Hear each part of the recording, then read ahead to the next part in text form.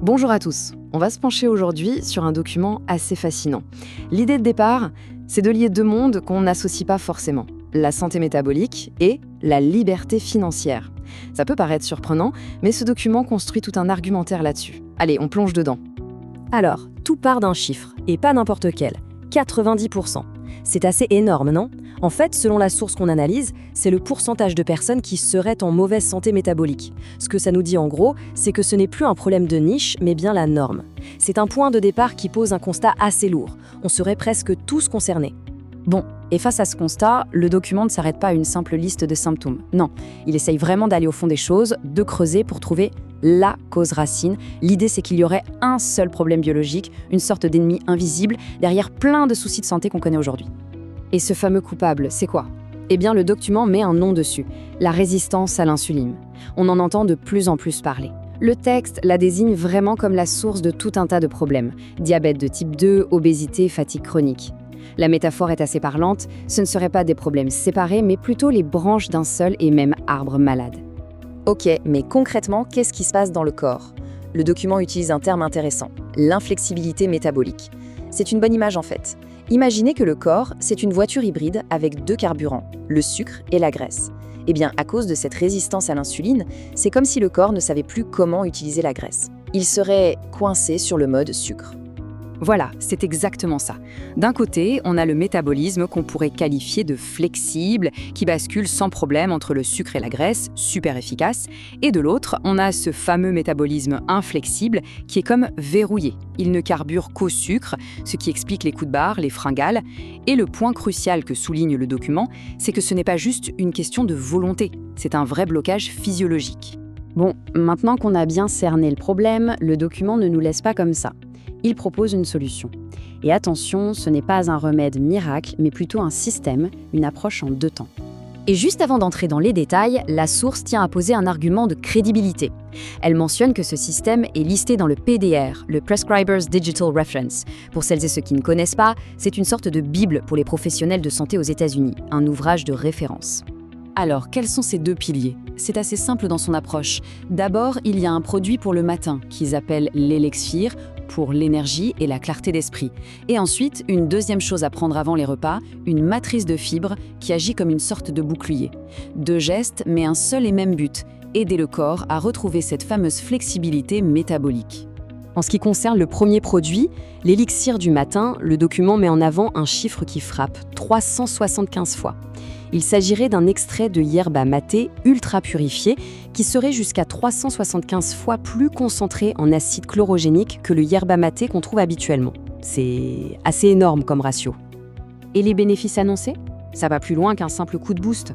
L'idée, c'est d'aider le corps à produire des cétones, donc à utiliser une autre source d'énergie que le sucre. Il y aurait aussi un effet coupe-faim et même, selon les études cliniques citées, une amélioration de l'humeur de l'ordre de 20%. Maintenant, la deuxième étape, ce bouclier glycémique. Comment ça marche? En fait, cette matrice de fibres, prise avant le repas, va former une sorte de gel dans l'estomac. Le but, c'est de ralentir l'absorption des glucides et donc de lisser la courbe de glycémie après avoir mangé. C'est une action très mécanique, en quelque sorte. Et pour appuyer tout ça, la source ne se contente pas d'affirmations, elle cite des données, notamment de l'Université de Sydney. Ces études montreraient des réductions significatives de la réponse du glucose, 28%, et de l'insuline, 27%, quand le repas est précédé par ces fibres. On s'attaque donc bien au cœur du problème, les pics d'insuline. Ok, donc on a un problème, et on a une solution en deux temps. Mais évidemment, la question c'est, est-ce que ça marche vraiment ? C'est là que le document aborde un point crucial, la preuve par les résultats, avec une garantie assez particulière. Cette garantie, elle est proposée sur 90 jours. Et pourquoi 90 jours? Ce n'est pas du marketing, d'après la source, c'est de la biologie. Ça correspond au cycle de renouvellement des globules rouges. C'est la durée minimale pour que des marqueurs sanguins clés, comme l'HbA1c, puissent refléter un changement réel et mesurable dans le corps. Et c'est ça qui est intéressant dans leur approche. Ce n'est pas juste satisfait ou remboursé si on n'aime pas le goût, non. C'est une garantie zéro risque basée sur les résultats. La promesse est claire, si les marqueurs de santé ne bougent pas dans le bon sens, c'est remboursé intégralement. L'engagement est donc sur l'efficacité. Et c'est là que le document pivote complètement. Après avoir parlé de crise métabolique, de solutions, de garanties, il introduit une nouvelle dimension, l'opportunité d'affaires. L'idée, c'est de passer de sa propre transformation de santé à une source de revenus. Tout est résumé dans cette phrase choc. En résolvant son propre problème, on devient la solution pour les autres. L'idée est assez puissante. C'est de dire que la meilleure preuve de l'efficacité d'un produit, c'est son propre parcours. Son histoire personnelle devient alors son principal atout professionnel. Et concrètement, comment ça se traduit? Le document décrit un modèle d'ambassadeur en 3 temps. D'abord, on aide les autres simplement en partageant son vécu. Ensuite, comme les produits sont utilisés tous les jours, ça peut générer un revenu récurrent. Et enfin, la 3e étape, c'est de développer son affaire en aidant d'autres personnes à devenir ambassadeurs à leur tour. En somme, ce que le document présente, c'est un modèle pour faire de sa réussite personnelle en santé une véritable activité, avec des revenus qui peuvent être récurrents et même évolutifs. On passe du statut de client à celui d'ambassadeur, où l'authenticité de l'expérience est la clé de voûte de tout le système. Donc, si on résume la trajectoire complète que propose ce document, c'est assez clair.